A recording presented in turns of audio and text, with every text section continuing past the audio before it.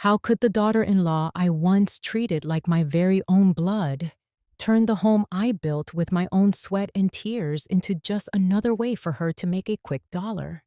Does the sacrifice a mother makes for decades really mean nothing at all in the end? That question just keeps echoing in my mind. And I am Carol, by the way. Welcome to my little corner of the world. It is a bit chilly outside today, so I hope you are all tucked in somewhere warm with a cup of tea or some hot coffee. If you are listening to this story, please give me a like or just leave a little hello Carol in the comments, so we both know we are not alone in the middle of life's storms. Now, come along with me as we go back to those days in December, when the Christmas lights were starting to twinkle, but my heart was feeling colder than it ever had before. I was settled deep into my old lazy boy chair, the one that knows every curve of my back after all these years. My Kindle Paperwhite was glowing as I scrolled through some books for the grandbabies, trying to get ahead of the holiday rush. The living room had that sweet, warm scent of cinnamon from the candles I like to keep lit. And I had just finished my online shopping, making sure my vitamin D and calcium supplements were on their way from Amazon to get me through the cold months. It was the kind of quiet I usually cherish, but then the phone rang, cutting right through the peace. It was Jessica. She didn't ask about the ache in my hips or how I was faring with the winter chill. She just jumped right in, her voice buzzing with an energy that made my stomach do a slow turn. She told me she was hosting a grand Christmas gala right here in my home. 57 people, Carol, she said, her voice sharp as a whistle. She mentioned Uncle Robert. That big investor they have been chasing was coming too. She said the house had to be perfect. 57 strangers in my sanctuary. The shock hit me like a physical blow to the stomach. I thought of this house, the one I paid for with years of tired feet and double shifts at the hospital as a nurse. My heart began to hammer against my ribs, a tight, suffocating pain that made it hard to catch a full breath. I started to open my mouth to tell her it was too much, but she cut me off. Her tone was so icy and detached that it froze the words in my throat. She did not ask if I was up for it. She just moved me around like a piece of furniture in her way. It felt like the floor beneath my feet just dissolved into nothing. The warm picture of my family I had been holding onto just shattered. I was not the head of this family or the owner of this house anymore. When the line finally went dead, my hands were trembling so hard I almost dropped my Kindle. I looked out the window, and the twinkling Christmas lights turned into a watery blur. I just sat there in the silence, watching the darkness creep into the corners of my living room. I could not help but wonder if all those years of working and sacrificing were just for nothing. I sat there by myself in the quiet, just staring at the framed family picture resting on the mantel. The memories started coming back to me like a slow movie playing in my head. I could still feel the phantom ache in my legs from those long 12-hour night shifts I pulled at the hospital as a nurse. I stood on my feet until they were swollen and heavy, all just to make the mortgage payments and keep this roof over our heads. Then my mind drifted to that $50,000 I pulled from my hard-earned savings to help Liam and Jessica when they said they wanted to start their business. Back then, I truly believed I was investing in my children's future and their happiness. But looking back at it all now, I see the pattern as clear as day. Jessica was only ever sweet or attentive to me when she needed a check signed or a helping hand with something she wanted. She used her kindness like bait, slowly chipping away at my finances while I was too blinded by love to see it. That deep sadness I felt started turning into a slow, steady burn of anger. I remembered a few months back when they brought over a thick stack of papers filled with all that complicated legal talk. They told me it was just a way to protect my assets from the rising costs and inflation everyone is talking about for 2025. Because I loved my son and I trusted their word, I signed my name on those lines without a second thought. But that home appraisal letter that showed up out of nowhere felt like a hard slap in the face, exposing an ugly plan to take what is mine that must have been in the works for a long time. Enough, I whispered to the empty room. My days of just being a victim and staying quiet ended right then and there. This whole realization tasted like ashes in my mouth. It was not even just about the money anymore. It was about the betrayal of that sacred trust between a mother and her child. I realized I had been making excuses for my daughter-in-law's greed and my own son's weakness for far too long. But inside that bitterness, a cold kind of strength started to take root. I was not going to let a lifetime of sweat and sacrifice become a free gift for people who do not even know the meaning of gratitude. The next morning, I woke up feeling like a different woman. I was not some fragile lady waiting for someone to care about me anymore. I started gathering up the pieces of my own life, getting ready to take back my power and start a new journey on my own terms. I decided right then that the day was going to be mine and mine alone, something I had nearly forgotten how to do over the years. I pulled on my softest J. Jill loungewear and stepped into my favorite pair of Skechers, the ones that make my feet feel like they are walking on clouds. I spent the morning just walking through the park near my home here in Florida, letting that warm southern sun soak into my skin. The air smelled like fresh, damp grass, and the birds were singing so sweet, it felt like they were welcoming me back to the world. I felt this incredible sense of relief as I realized I didn't have to carry the weight of my children's problems on my shoulders for a while.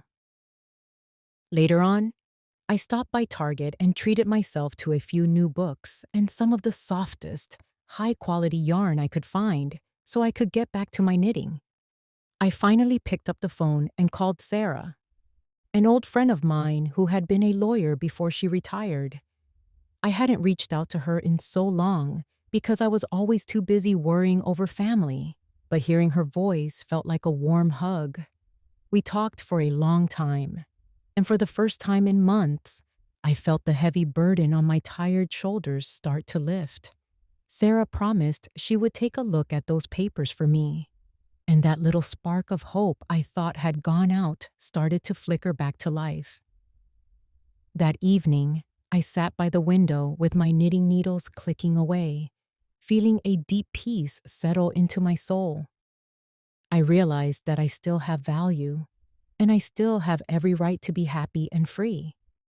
This feeling that I had to be dependent on my children was just a story I had been telling myself to keep from seeing the truth.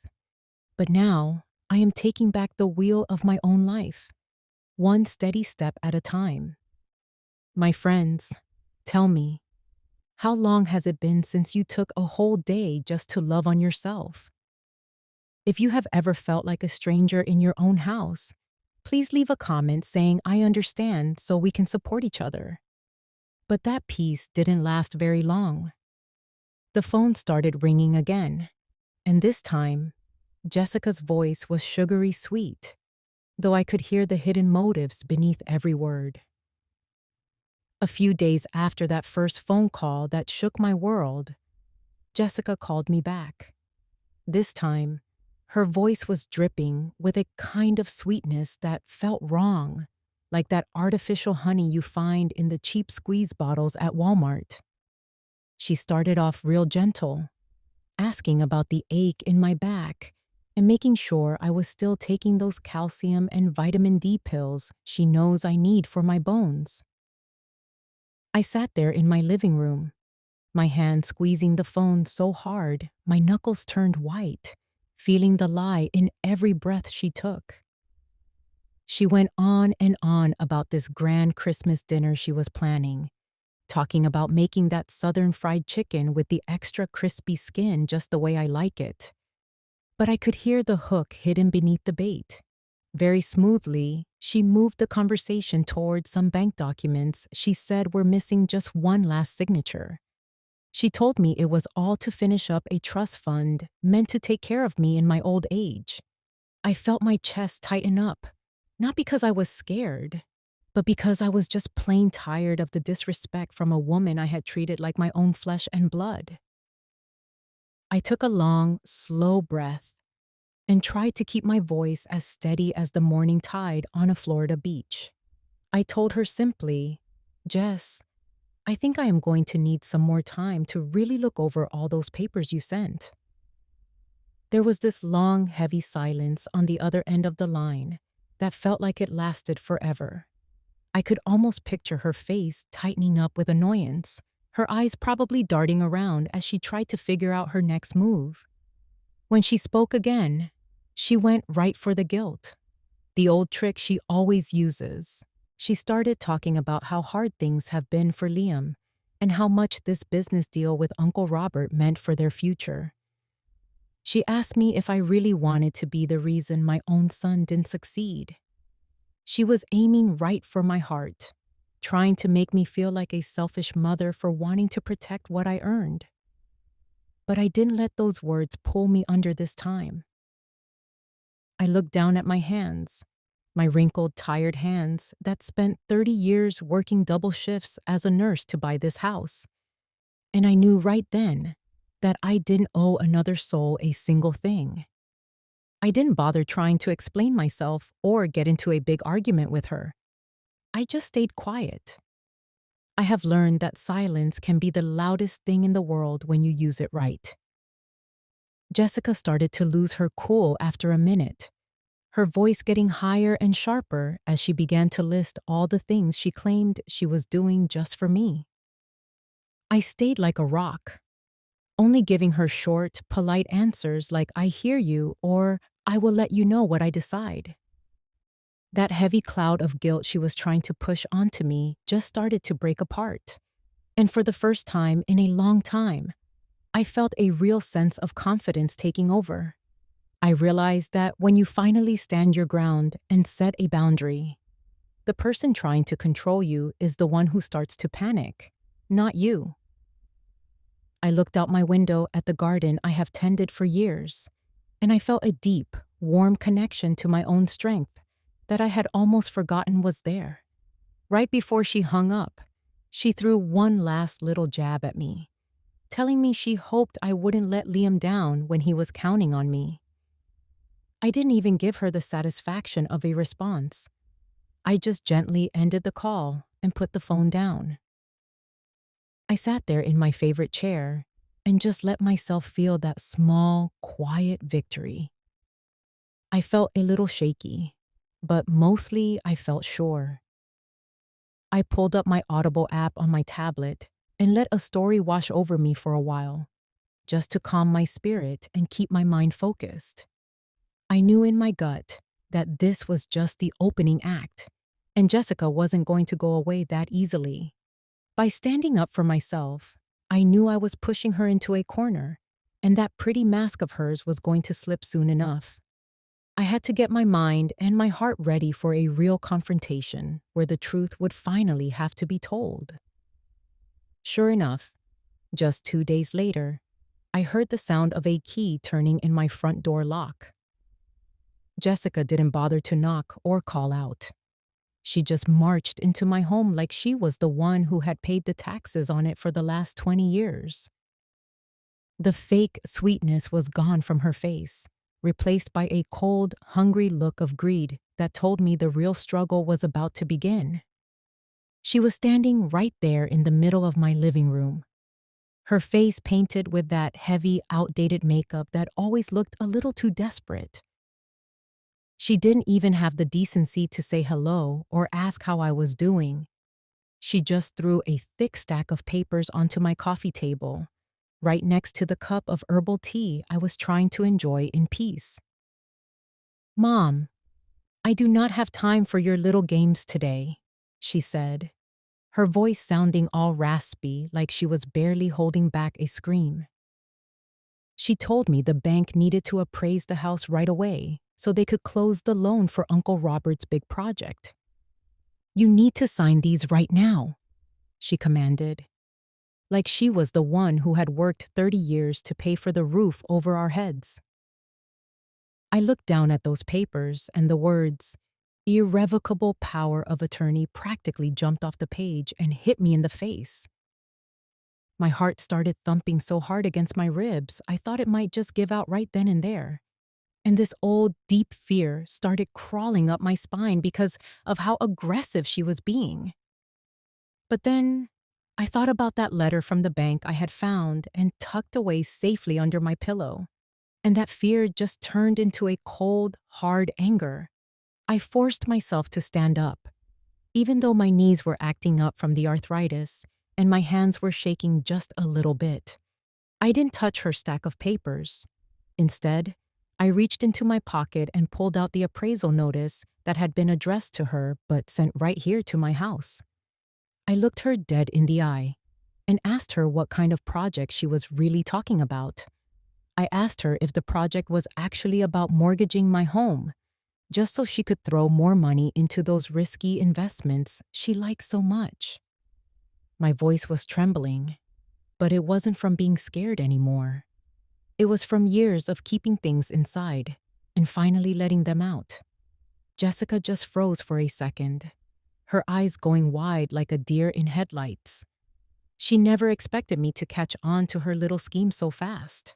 The silence in that room got so thick and heavy I could actually hear the rhythmic ticking of the old grandfather clock on the wall. Then, she just started laughing. But it was a mean, nasty kind of laugh that showed she didn't have a lick of respect left for me.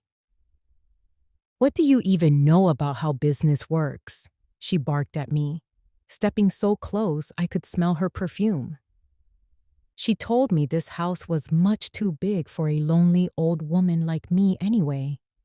She had the nerve to say this place was a family asset, and that sooner or later it was going to belong to them regardless of what I wanted.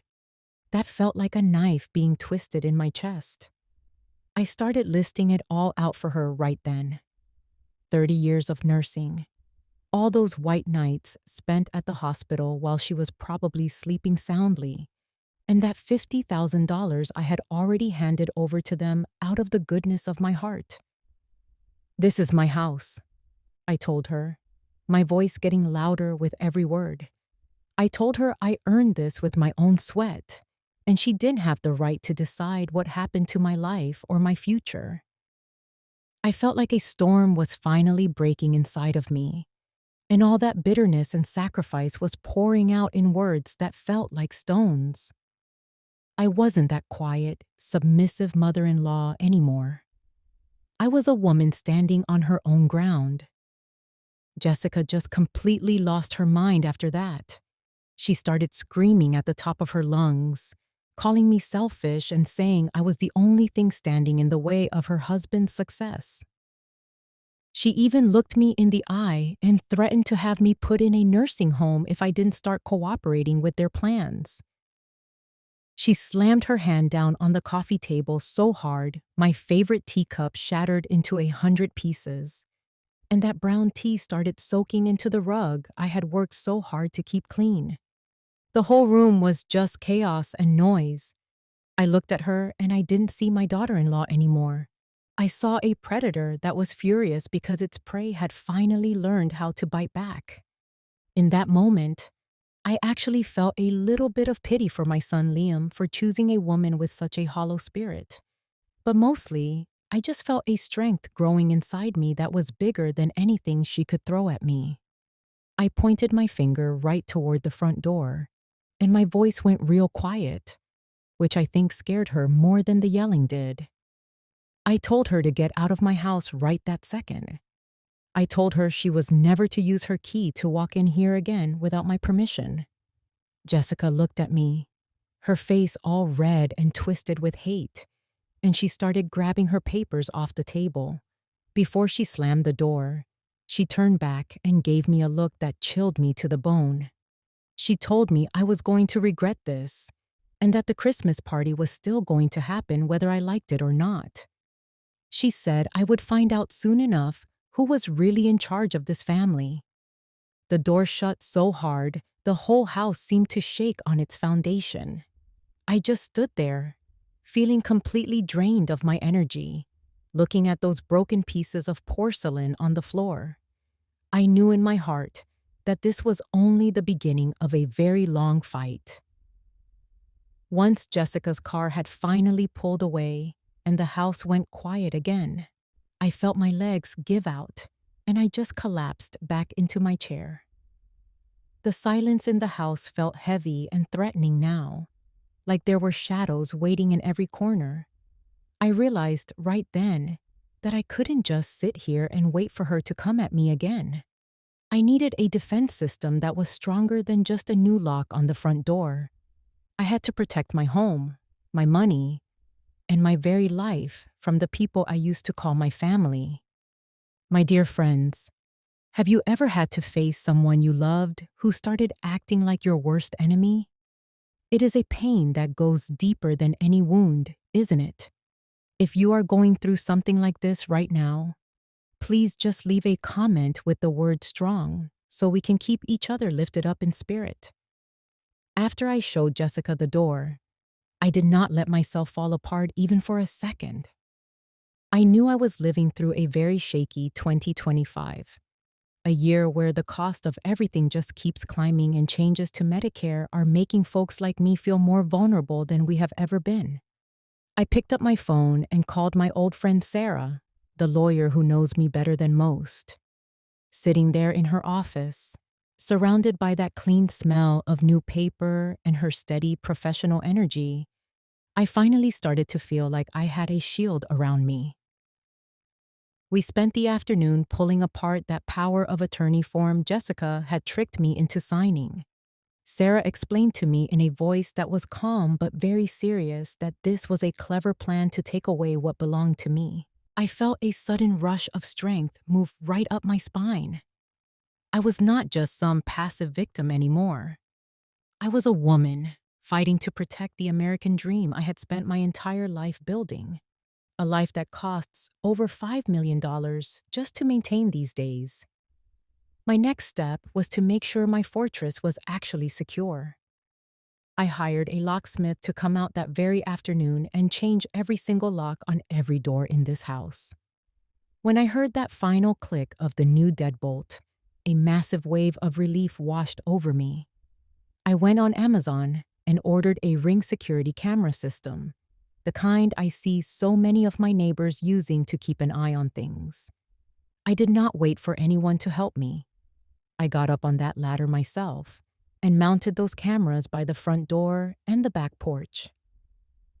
Now, every time someone steps into my yard, my phone gives a little buzz to let me know. I do not have to jump every time I hear a strange noise outside my window anymore. Taking charge like this gave me a sense of control I had completely lost the day Jessica married into my family. Then I had to deal with the money. I drove myself straight down to the bank and told them I needed to close my old accounts and open a brand new one that nobody could touch but me. I moved every bit of my pension and my savings over to that new account. The teller looked at me with a lot of understanding in her eyes, probably because she sees too many seniors getting their pockets picked in this day and age. I also officially canceled every bit of old paperwork I had signed, back when my mind was clouded by trust. When I held that new bank book in my hands, it felt like I was reclaiming every brick of this house one by one. I knew Jessica was going to find out about this the very second one of her sneaky transactions got denied. But for the first time, I was not afraid of her reaction. When I got back home, I went straight to my office and started cleaning out the old files. I bought a small paper shredder and began destroying every copy of those shady documents Jessica had left laying around. The hum of that machine felt like it was chewing up all her lies and spitting them out. I reorganized my will, my insurance papers, and the college funds I have been setting aside for my grandkids into a small fireproof safe. I wanted to make absolutely sure that if anything happened to me, my hard-earned assets would go to the people who actually love me, not some predator wearing the face of a daughter-in-law. Every file I labeled and tucked away felt like I was moving one step closer to being truly free. The final bit of protection I needed was for my own spirit.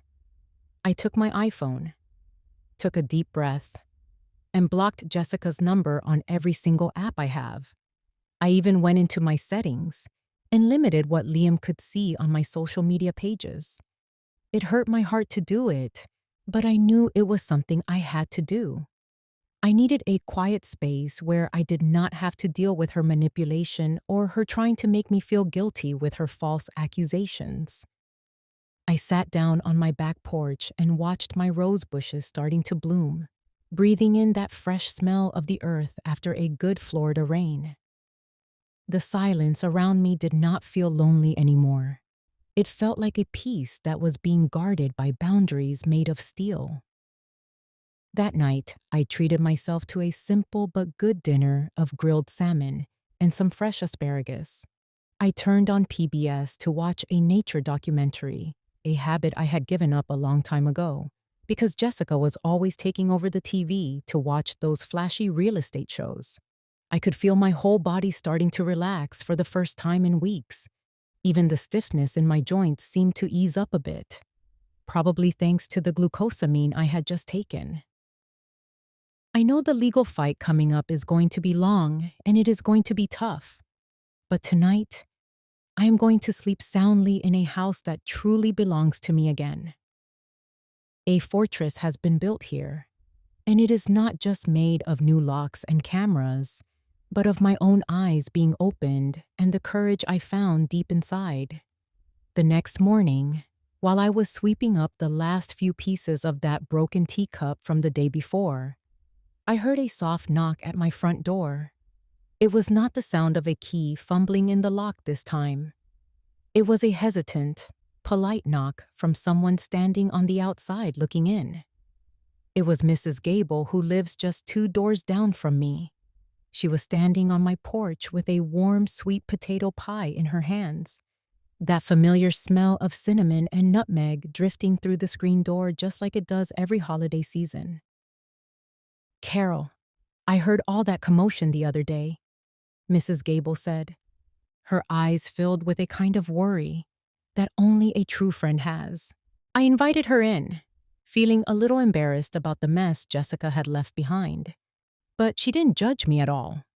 She just set that pie down and reached out to take my hand in hers. In that moment, all that toughness I had been trying so hard to keep up just melted away. I realized right then that I had been trying to carry this whole world on my own shoulders for far too long. I sat there and told her everything about Jessica's plan, from that sneaky power of attorney to this huge party for 57 people she wanted to throw just to impress some investors and sell me out. Mrs. Gable just listened, clicking her tongue every now and then like she couldn't believe the nerve of that girl. "You are not alone in this, Carol," she told me firmly, reminding me that we have lived in this neighborhood long enough to know who the good people are. She told me she would keep a sharp eye on my house, and she wouldn't hesitate to call the police if she saw my daughter-in-law trying to sneak back in here. Having her support meant more to me than all the high-tech cameras in the world. My faith in the goodness of folks, something I thought Jessica had taken from me, started to feel whole again. Right about that time, my phone buzzed with a message from Sarah. She told me she had already talked to some of her old colleagues and they were standing by, ready to help me in court if things went that far.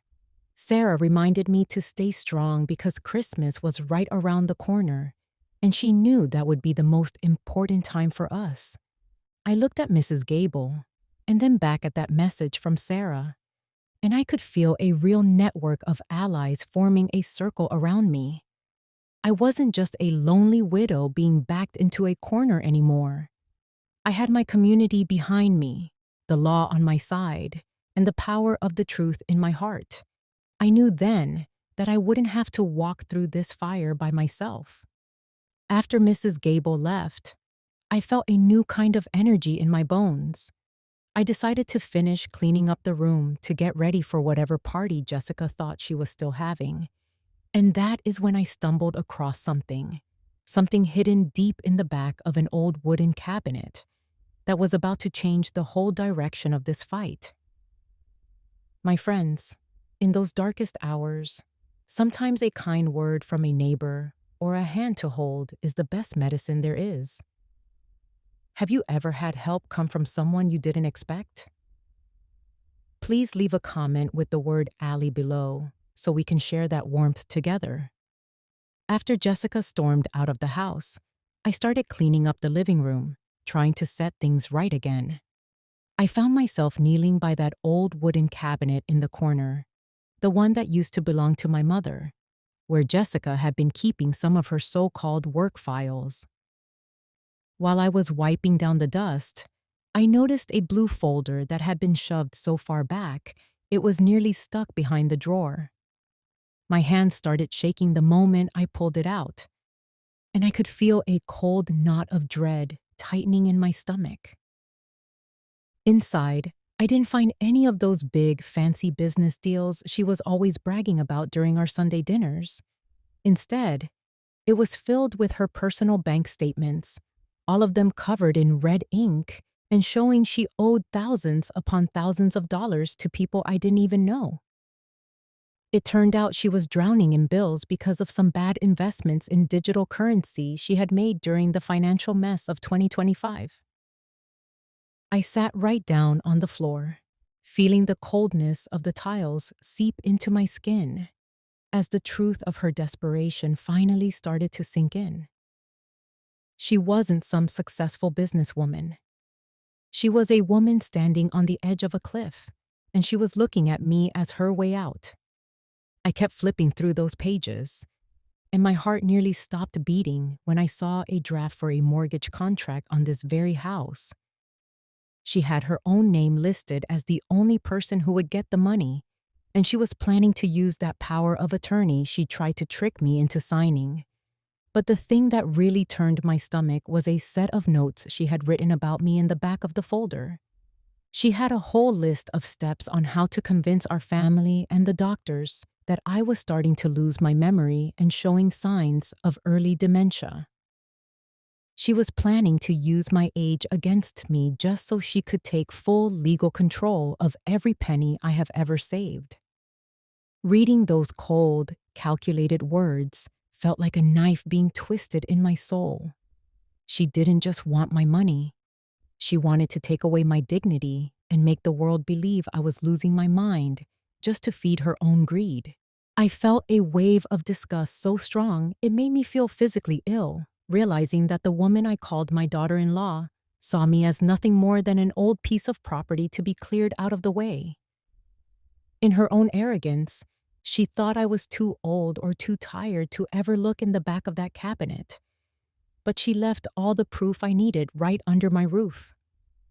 I pulled out my iPhone and used the scanner app to take a slow, clear picture of every single page, making sure every word was readable.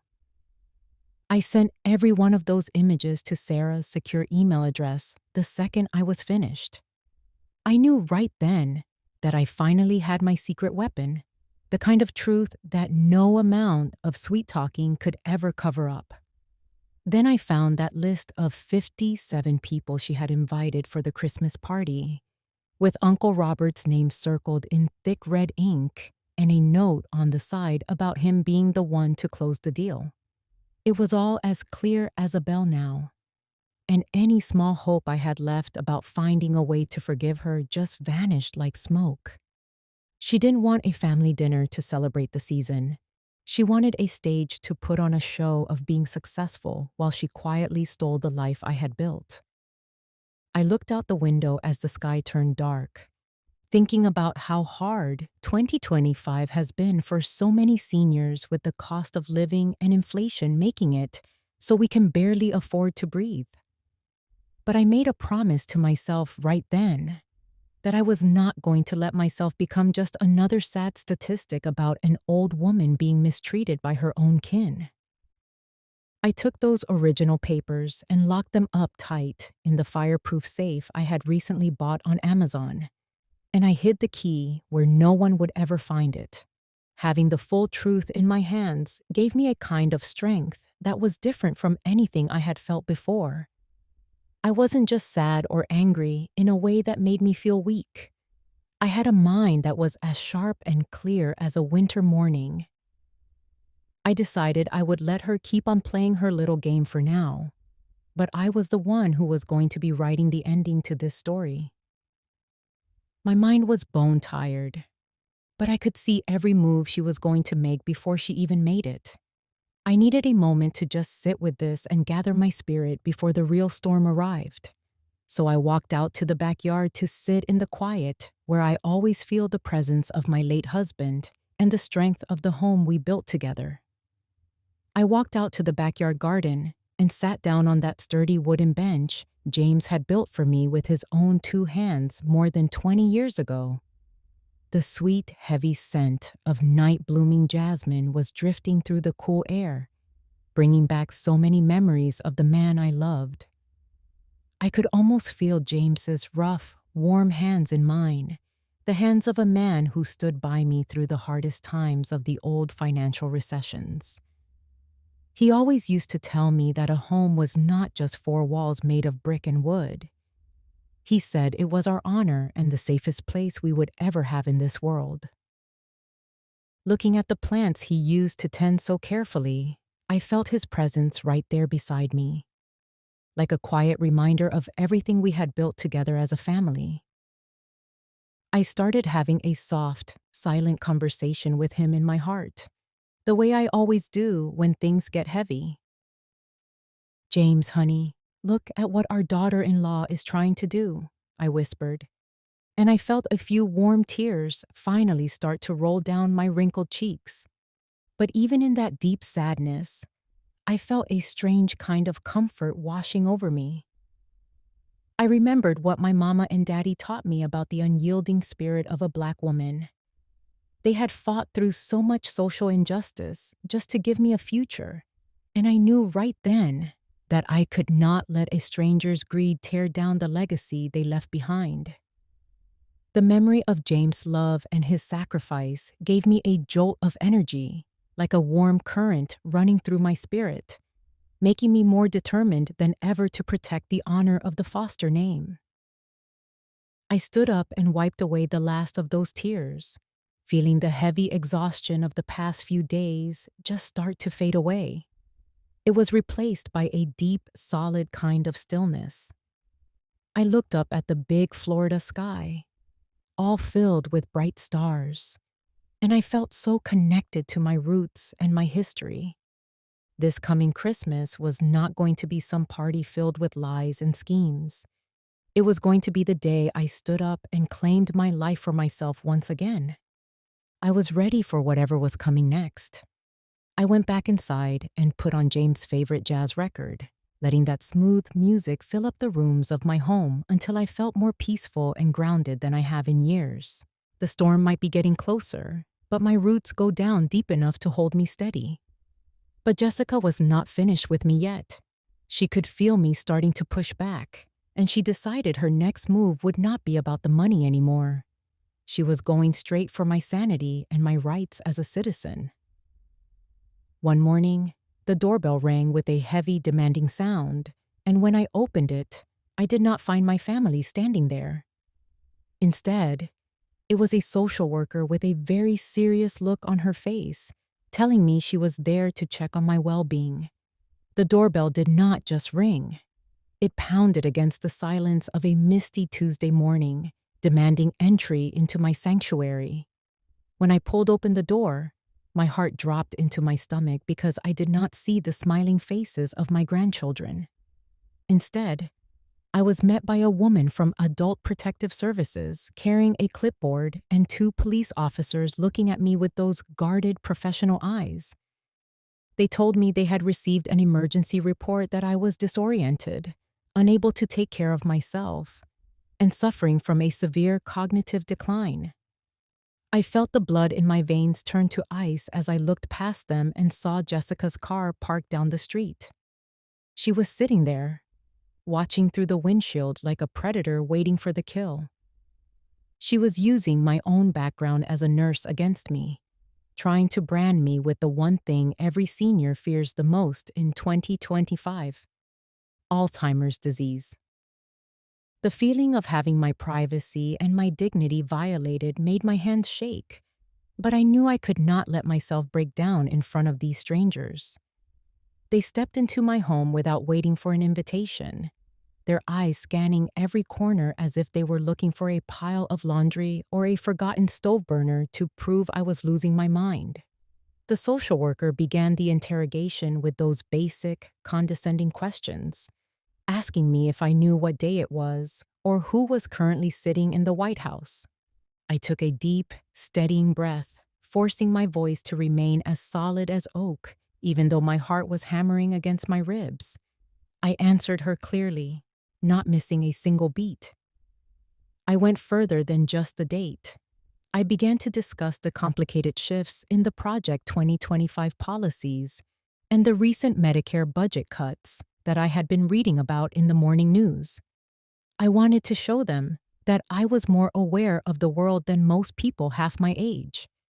I could feel my initial outrage turning into a sharp, focused energy that allowed me to see exactly what Jessica was trying to do by putting me on the defensive. Then the social worker dropped the real bombshell. Jessica had already arranged for a mental health evaluation with a top specialist of her choosing. I knew exactly what that meant. It would be a doctor who was either on her payroll or someone she had manipulated into believing her lies so she could ship me off to a nursing home and take my house.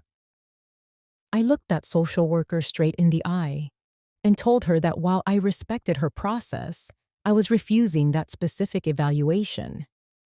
Based on the advice I had already received from my own lawyer, I demanded an independent exam from a reputable hospital that was far outside my daughter-in-law's reach. I reminded them that my chronic conditions, like my hypertension and my arthritis, were being managed perfectly well by my primary care physician, or PCP, within my established Medicare network. I was using their own language to build a wall they could not climb over. To make my point even stronger, I led them into my office and laid out the financial files I had organized so carefully. I showed them the neat stacks of utility bills for the water and electricity, all paid on time through the new bank account I had opened. I asked them if they really thought a person with a failing memory could manage a retirement portfolio and stay on top of the skyrocketing inflation rates of 2025 with this much detail. The social worker's attitude started to shift right then. I could see her pen moving as she noted the order and clarity of my home and my mind. The absolute truth of my sanity was becoming the strongest shield I had against Jessica's filthy scheme. Jessica must have realized things were not going her way because she suddenly burst through the door, screaming that I was just putting on an act and telling them not to believe a word out of a crazy old woman's mouth. She went around the room, making a show of moving my Kindle and my reading glasses to different spots, a cruel little trick to try and make me look confused in front of the authorities. But I did not let her rattle me. I just stood there, perfectly still, watching her perform this desperate theater in front of the very people she had called to my house. The more she screamed and carried on, the more she exposed her own aggressive and controlling nature. The contrast between a calm, dignified mother and a daughter-in-law who had completely lost her self-control made it very clear to the social worker who was actually in need of a psychological evaluation that day.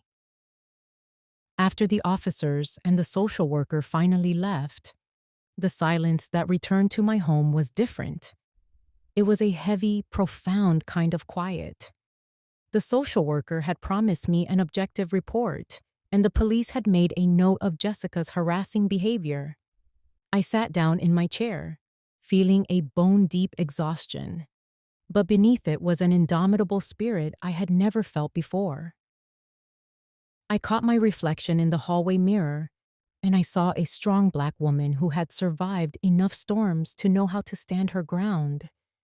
I knew this was going to be a long war, but every time I stood up to her dirty tactics, I was winning back a piece of my own soul. I was not going to let anyone label me as weak or confused just so they could steal what I had spent a lifetime earning. That failed wellness check sent Jessica into a total tailspin. She realized that her psychological games were not working on me anymore. Only a few days later, instead of a knock on the door, I received a thick, formal envelope from her lawyer's office that felt like it was dripping with malice.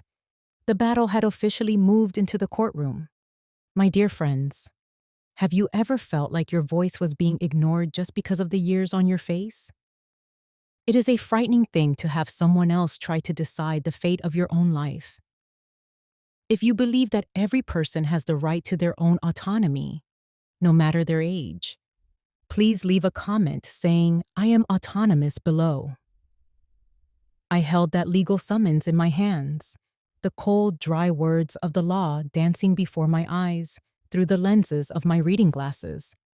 Jessica was officially suing me for what she called a breach of trust contract, demanding that the court enforce her right to manage my assets based on that old power of attorney she had tricked me into signing. I felt that familiar tightness in my chest, and I knew my blood pressure was starting to climb again, a constant worry for me lately. My home, the place where I had raised my family and expected to find peace in my later years, was now filled with these threatening papers and talk of eviction.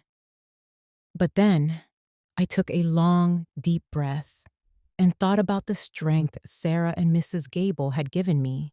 I remembered how James always told me to keep my head when things got rough, and I felt a sense of calm start to settle over my spirit. I realized I was a daughter of the foster family, and I was not going to let these pieces of paper make me hide in the dark.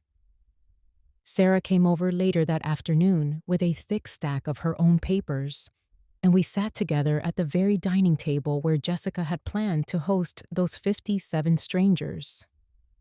We went over our final strategy, making sure every detail was in place. Sarah explained that we had clear proof of Jessica's bankruptcy and her scheme to use my home as a lifeline for her failing investments. She told me that in this year of 2025, with all the talk about Project 2025 and the rising concerns about elder abuse and Medicare fraud, a judge would take this situation very seriously. Sarah looked me in the eye and reminded me that the truth was the most powerful weapon we had in our hands. I felt a rush of confidence knowing that I was no longer just a victim waiting for the next blow to fall. Just as we were finishing up, Sarah showed me a last-minute settlement offer from Jessica's lawyers. They were trying to be clever, offering to let me stay in my house for the rest of my life as long as I withdrew my counterclaim and let Jessica keep the legal ownership. It was a sweet-sounding trap meant to keep us out of court where her lies would be exposed. I didn't even need a second to think about it. I told Sarah right then that there would be no compromise. I told her I wasn't just fighting to get my house back. I was fighting for every senior in our community who has been lied to or taken advantage of by the people they should have been able to trust the most. I was ready to face the judge to protect my honor and the legacy that James and I had built with our own hands. We spent the rest of the evening going over my testimony, and I practiced telling my story with dignity and grace. I spoke about those long, exhausting nights as a nurse and how I had earned every brick of this house with my own sweat. The house felt quiet and heavy that night, like the walls themselves were waiting with bated breath for the day of judgment to arrive. I looked over that list of 57 guests Jessica had invited for Christmas.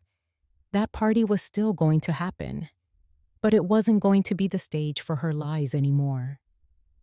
It was going to be the place where justice was finally served in front of everyone she had tried to impress with my hard-earned life. I felt a deep sense of readiness in my bones. Tomorrow morning, the truth would finally come out into the light of day, and Jessica's perfect Christmas was going to go according to a script she never saw coming. That morning, I woke up with a steady hand and a heart that felt ready for the fire. I chose my best outfit from Talbot's, a brand I have always trusted to make me feel put together and dignified as a Black woman of my age. I slipped into my black Clark's shoes, the ones that are comfortable enough for my feet but still look sharp for a courtroom. The courtroom itself was exactly how I imagined it would be. Cold, sterile, and filled with that heavy air of authority that makes your breath catch in your throat. I sat down next to Sarah, my fingers gripping my handbag where I kept the copies of the truth I had found. When I looked across the room, I saw Jessica. She was putting on quite a performance, wearing dark clothes and dabbing at her eyes as if she were the victim in all of this. She wanted everyone to think she was just a devoted daughter-in-law, being misunderstood by a confused old woman. I took a deep breath, feeling the weight of Mrs. Gable's prayers and Sarah's steady presence beside me, and I told myself I was ready for this final walk toward justice. The lawyer Jessica hired started off with a voice that sounded like sandpaper, filled with cruel accusations about my mind. He told the judge that I was suffering from severe cognitive decline and that the stress of the 2025 inflation had made me paranoid about my money. He even brought out some notes from a psychiatrist who claimed I was no longer fit to manage my own affairs. Jessica started sobbing quietly into a handkerchief, telling the court how hard she had worked to plan that party for 57 people just to bring some joy to my lonely life. I felt a wave of hot anger rise up in my chest, a feeling of being completely violated by her lies. But I remembered Sarah's advice to stay calm and not let my emotions give them the fuel they wanted. My silence in that moment was not a sign of weakness. It was the quiet before the storm that was about to break over her head. When it was Sarah's turn to speak, the whole energy in that room changed. She didn't use any fancy words or emotional tricks. She just went straight for the heart of the matter with the evidence I had found in that old wooden cabinet. She projected a recording we had discovered of Jessica talking to a business partner about how she was going to handle the old woman so they could close the deal on my house. Jessica's own boastful, greedy voice echoed through the courtroom, stripping away every bit of that fake kindness she had been wearing like a mask. I watched her face turn from a bright red to a ghostly white, and her hands started to shake so hard she had to hide them under the table. Some of our relatives who were in the audience, people who were on that 57 guest list, started whispering and looking at her with pure disgust. Sarah didn't stop there. She laid out the cold, hard facts of Jessica's personal financial ruin, showing exactly how much debt she had piled up from those failed digital currency investments. She showed the judge the drafted mortgage contract Jessica had prepared behind my back, using a forged, irrevocable power of attorney. Jessica's lawyer tried to object, but Sarah was like a force of nature, cutting through his lies with the precision of a surgeon. The final blow came when Sarah presented the results of my independent medical evaluation from a top hospital, a report that stated I was as sharp and clear-headed as any nurse who had ever pulled a double shift. Every lie Jessica had told to try and make me look like a confused old woman just fell apart right there in front of the world. Then, the judge asked me to stand and speak for myself. I looked Jessica straight in the eye for a long moment before I turned to the judge. I spoke about my 30 years of nursing, the long nights, the tired feet, and the sweat I had poured into every brick of my home. I didn't yell or use harsh words. I just spoke from my soul about the deep pain of being betrayed by the people I had welcomed into my heart and my home. I told the judge that all I wanted was to live out my remaining years with the dignity and safety that I had earned with my own life. The courtroom went so quiet you could have heard a pin drop, and I could see a flicker of real respect in the judge's eyes. I felt a profound sense of connection to my late husband, James, and to every ancestor who had taught me how to stand tall. Finally, the judge delivered the verdict. He ruled that every piece of paper Jessica had tricked me into signing was completely void and had no legal power over me or my property. He dismissed every one of her claims to my assets and gave a stern warning about the growing problem of financial exploitation and elder abuse in our society as we navigate through 2025. Jessica just collapsed into her chair, realizing she was completely broke and had lost the respect of every person in this family. As I walked out of that courtroom, I felt a lightness in my spirit that I hadn't felt in years. The heavy burden of fear and betrayal had finally been lifted off my shoulders, and I knew that justice was real for those who are brave enough to fight for it. After the trial, my life felt like it had turned a brand new page, one that was bright and filled with a peace I had almost forgotten. I was no longer looking over my shoulder for schemes or lies.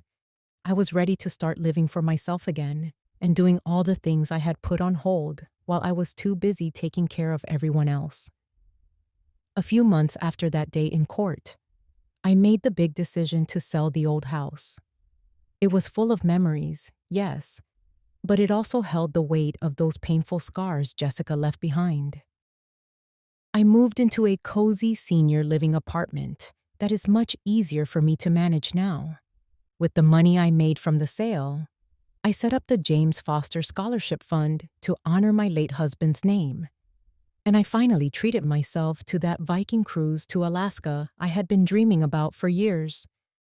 I have learned a hard but beautiful lesson. Loving your children does not mean you have to hand over your own power. Keeping a sharp eye on your finances and having a circle of true friends is the best insurance a woman can have in her later years. I have finally learned how to say a polite but firm no to things that do not serve my peace. These days, I wake up and check my phone just to see the weather for my morning walk or to book some theater tickets with Mrs. Gable. I spend my time knitting, reading on my Kindle, and enjoying the kind of quiet dinners that feed my soul. Life gave me a bitter pill to swallow, but what I got in return was a freedom that is absolutely priceless. To all my sisters out there, do not ever let anyone tell you that you are too old to stand up for yourself or to start a new chapter. Your value is something nobody can take away, so you keep a tight grip on the key to your own happiness. This Christmas, there will not be a party for 57 strangers, but I have a perfect peace in my heart, and that is the best gift I could ever receive. You stay strong and remember that you are the one who gets to write the beautiful ending to your own story. Thank you for sharing this time with me. It means so much to have you here. If this story touched your heart, please subscribe and share it with a sister who needs to hear it. We are never alone when we stand together. Stay strong, keep your light shining, and stay blessed until next time.